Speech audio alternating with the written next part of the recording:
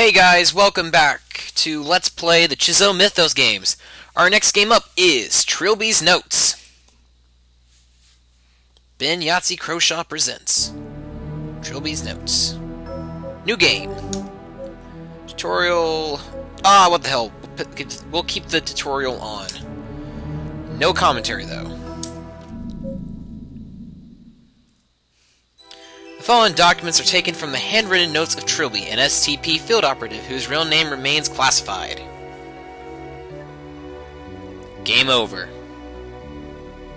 Well, that was quick. Okay, guys, see you guys next time on Let's Play Trilby's Notes. I kid. That's what I thought as I stood and watched DeFoe Manor collapse into flaming ash. The ordeal was over. Those 5 days caused us all so much. Philip and AJ paid with their lives. They were the fortunate ones. Jim Fowler was expelled from school for truancy, a bright future in tatters. Simone Taylor took to the bottle. Her broadcast became slurred, her eyes hollow and unwelcoming. She soon vanished from the television screens. As for me, I tried to return to a life as a cat burglar, but I had been forever tainted by my time spent in that wretched house. The memories of my possession came back in my nightmares. Every night I was there again in the mansion, staring out through the unfamiliar eyes as Philip died at my hands. I became convinced that John DeFoe was not at rest, that someday he would return for me. I became so terrified of invisible enemies that I had forgotten about the tangible ones. Daily Herald, Trilby caught! 2 slow, miserable years after DeFoe Manor, a barrage of trunchman blows taught me a harsh lesson in reality, and I woke up in that kind of filthy cell I assumed would be my new home. But then he came, the man from the government with his nervous smile, offering an alternative. The STP, the Special Talent Project. Had it been that much earlier that I would have sooner died than entered on an obligation with anyone, least of all the government. Had DeFoe Manor changed me so much? Whatever my reasons, I left my past behind and resolved to give my new superiors nothing to complain about. I spent a year and a half completing assignments, developing contacts, building a reputation. And then the past caught up. In the summer of 1997, I became concerned about Simone Taylor's mental well-being. The papers were reporting her continual breakdown, and I should become a virtual recluse. I had no idea if my appearance would assist or hindered. I had, after all, deliberately allowed her to think me dead. Presumably she knew differently now, after the media covered my arrest, but I expect her to be bitter about my suffrage. On balance, I decided that a meeting with an old friend would most likely be beneficial. I came to her apartment building on a warm, stormy night and braced myself for the encounter. Yes. Yes, folks, this is a text-based adventure. I'm gonna fail miserably because I have, a bad spelling error. So basically, we're going to move over to this door, because I think this is one of Simone Taylor's. Knock. I had no business with Simone's neighbor. I guess this one's... Knock. I knocked sharply upon Simone's door. Wow, that would have been so useful to do the first time around. Receiving no reply, I knocked again, louder. Still no response. The doorman had assured me Simone was in. I thought it was time to enter by my own methods. Now then, if you press tab, you will open up your inventory. We have a pair of lockpicks.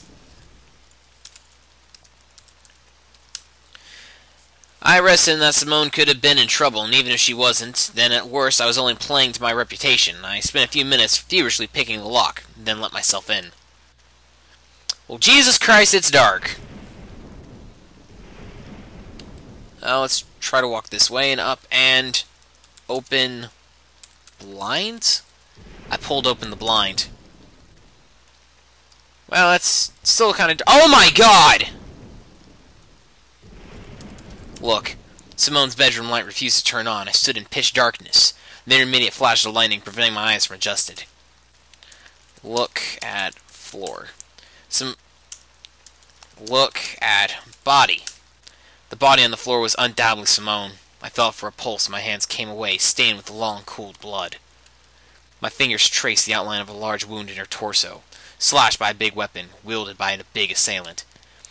I called for an ambulance, as futile as it would be, and left before they arrived.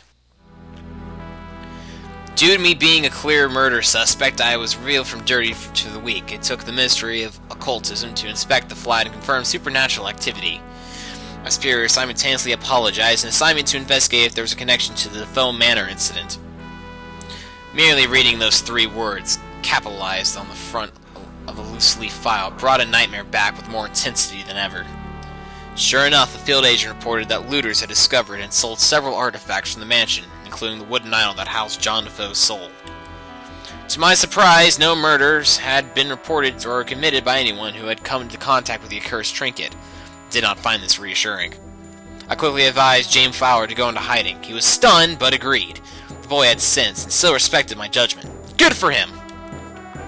This done, I began following the idol's trail from the pawn shop it had entered the possession of one Professor Abed Chahal. Ho-ho! What do you know? We're one of Barry's ancestors. Excuse me for a minute, guys, while I pull out a pencil, because some of these names I can't remember for the love of God. So I've already got that one person. I'm going to go and write up Abed Chahal.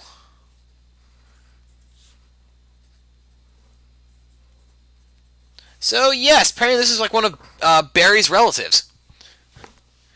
He had scheduled some kind of antique fair at the Clanbrownwen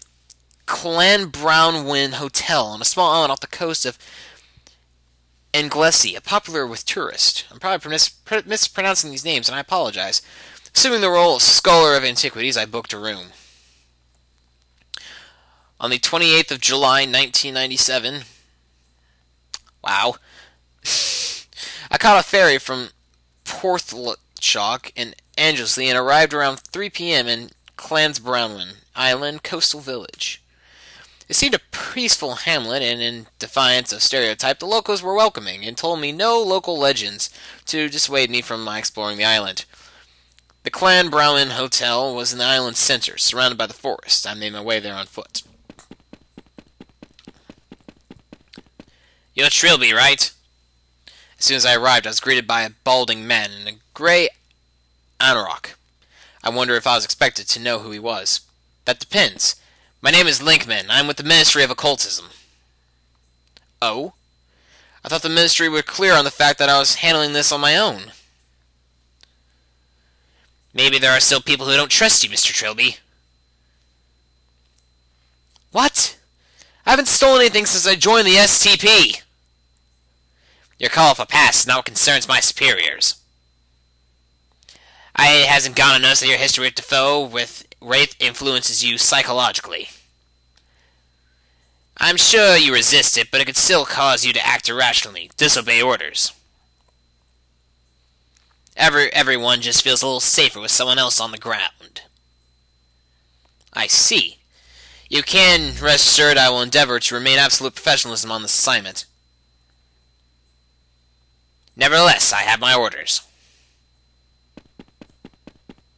I would suggest we keep out of each other's way, then, and pursue separate investigations. I'm sure I don't want to get mixed up in a reunion. Prick. I watched him disappear around the corner of the building. I very much doubted that Linkman and I would become friends. The Clanbrownwen Hotel lobby was a warm welcome. The building was certainly well maintained, and yet there was something about it that nagged at the back of my mind, quickening my pulse. I dismissed the sensation, an act which, in retrospect, I would come to regret. She has no arms! Good evening. Trevance Railby, have a reservation. Ah, yes, you're here for the antique fair. We've put you in room 3C on the 3rd floor, if you could just sign the checkbook.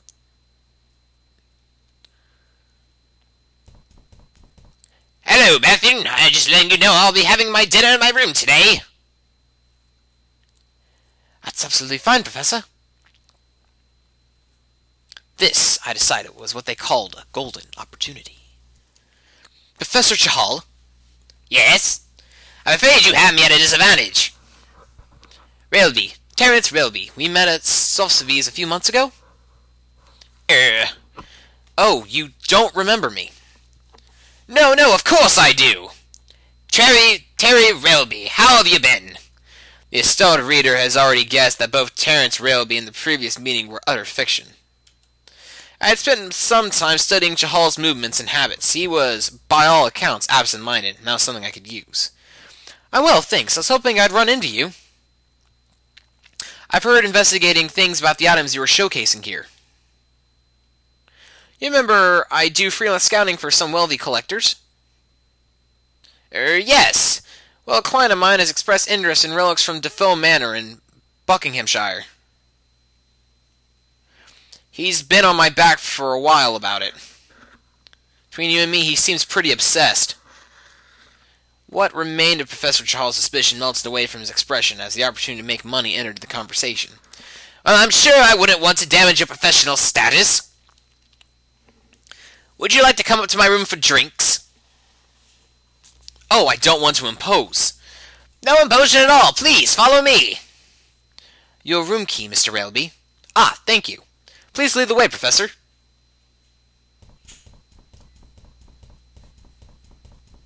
A bed? Who's your friend? Oh, let me introduce you. This is my personal assistant, Siloben. She accompanies me on my most excursions. Siloben, this is Mr. Railby, an old acquaintance. He is looking for information on DeFoe Manor's artifacts. Oh, really? Him and half the people we meet. What is this about that place? Never underestimate the attraction of mystery, my dear. Please take a seat, Cherry. I'll be right with you. My God, can I save yet? So interested in ghost stories. The girl struck me as a forceful personality. I gave the matter some thought before replying. Not really. I'm just scouting on behalf of a client, like I told the professor. You know, it's strange to see someone as young as you in the antiques trade. And come to think of it, I thought only old men dressed like that. You bitch! No offense meant. Oh, in that case, none taken.